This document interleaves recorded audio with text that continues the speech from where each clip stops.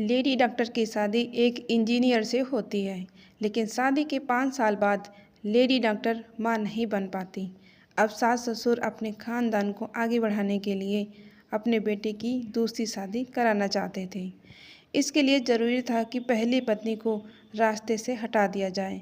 इसके बाद सास ससुर और पति ने मिलकर एक ऐसी साजिश रची जिसे सुनकर सभी के रूह कांप जाएगी। ये सच्ची घटना है कर्नाटक की। कर्नाटक के बेलगावी की शांत वादियों में रहने वाली 34 वर्षीय डॉक्टर रेणुका होनाकंडे एक मेहनती और समर्पित महिला थी। बचपन से ही उनका सपना था डॉक्टर बनकर लोगों की सेवा करना। पढ़ाई में अव्वल रहने वाली रेणुका ने जब एक इंजीनियर संतोष से शादी की तो सभी ने सोचा कि यह उसका पूरी तरह ख्याल रखेगा, लेकिन किसे पता था कि यह शादी ही उसकी मौत का कारण बनेगी और उसका खून वो भी उसी घर के लोगों के हाथों होगा जहां उसने रिश्तों में विश्वास करना सीखा था। 2020 में डॉक्टर रेणुका की शादी संतोष होनाकंडे से हुई। संतोष एक मैकेनिकल इंजीनियर था और परिवार भी पढ़ा लिखा और प्रतिष्ठित माना जाता था। शादी में सब कुछ ठीक लग रहा था, लेकिन शादी के कुछ ही महीनों में रेणुका ने महसूस किया कि कुछ तो ठीक नहीं है। पति संतोष का व्यवहार बदलता जा रहा था। बात बात पर गुस्सा और ताने और दूरियां बढ़ती जा रही थी। धीरे धीरे वक्त बीतता गया। जब 1 साल, फिर 2 साल और फिर 3 साल, फिर धीरे धीरे 5 साल हो गए, लेकिन रेणुका मां नहीं बन सकी। सास ससुर तमन्ना और जयश्री ने भी उसको ताने देना शुरू कर दिया। रेणुका के मायके वालों ने कई बार उसे अपने घर बुलाने की कोशिश की, लेकिन वो नहीं गई। उसने सोचा कि शायद एक दिन सब ठीक हो जाएगा, शायद उसका प्यार पति के दिल में जगह बना लेगा।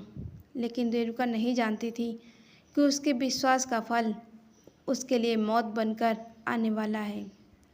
रेणुका का दर्द दिन ब दिन बढ़ता गया। अब पति संतोष भी उसके साथ हिंसक व्यवहार करने लगा था और सास ससुर जिन्हें वो माँ बाप मानने लगी थी, वो ही उसके जान के दुश्मन बन चुके थे। जब रेणुका के मां न बन पाने से सास ससुर का धैर्य जवाब देने लगा, तो उन्होंने फैसला लिया कि वो अब हम उसे ख़त्म कर देंगे और अपने ख़ानदान को आगे बढ़ाने के लिए अपने बेटे की दूसरी शादी कराएंगे। तब एक साजिश, एक प्लान तैयार किया जाता है। ऐसा प्लान जो सुनकर सभी की रूह कांप जाएगी। एक एक्सीडेंट का नाटक रचा जाएगा। ऐसा लगा कि सब कुछ एक दुर्घटना में हुआ है, कोई शक न करे।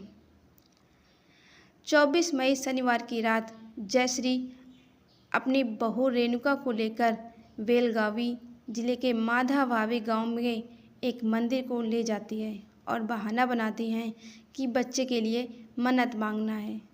वहां से लौटने में जानबूझकर देर की जाती है ताकि आखिरी बस जो है वो छूट जाए। इसके बाद जयश्री अपने पति कमन्या को फ़ोन करती है कि बाइक से हम लोगों को लेने आ जाओ। तीनों बाइक पर बैठते हैं। आगे ससुर, बीच में सास और सबसे पीछे रेणुका को बैठालते हैं। कुछ किलोमीटर चलने के बाद एक सुनसान जगह, पथरीली सड़क, वहाँ जयश्री अचानक रेणुका को चलती बाइक से धक्का दे देती है।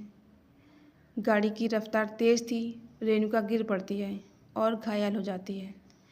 सास ससुर थोड़ी दूर जाकर रुक जाते हैं और वापस लौटते हैं।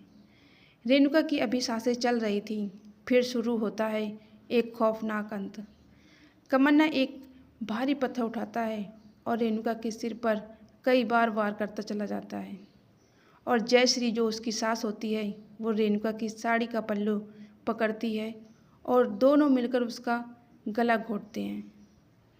इसके बाद उसी साड़ी के पल्लू को बाइक के पहिए में बांधकर रेणुका को करीब 120 फीट तक घसीटते रहते हैं और जो सड़क बहुत पथरीली होती है तो उसका जो जिस्म होता है सब टूट जाता है और रेणुका की सांसें हमेशा के लिए बंद हो जाती हैं। पुलिस को एक एक्सीडेंट लगता है और सास ससुर बयान देते हैं कि रेणुका चलती बाइक से गिर गई थी और हम लोग कुछ नहीं कर सके। पहली नज़र में मामला सड़क दुर्घटना लगता है, लेकिन जब पोस्टमार्टम रिपोर्ट में सब कुछ बदल कर रख देती है। रिपोर्ट में साफ होता है कि मौत का कारण सड़क पर घिसटना नहीं, बल्कि सिर पर भारी वार और गला घोटना है। रेणुका की गर्दन की हड्डी सारी टूटी हुई थी, सांस रुकने के निशान थे और सिर पर घातक चोटें थीं। अब शक सीधा सास ससुर पर जाता है। पूछताछ शुरू होती है। जल्द ही पुलिस को पता चलता है कि इस हत्या की प्लानिंग पहले ही से थी और पति संतोष, जो उस वक्त मौके पर नहीं था, वो भी इस योजना में शामिल था। पुलिस ने उसके पति संतोष, कमन्ना और जयश्री तीनों को गिरफ्तार कर लिया है और मुकदमा शुरू हो गया है।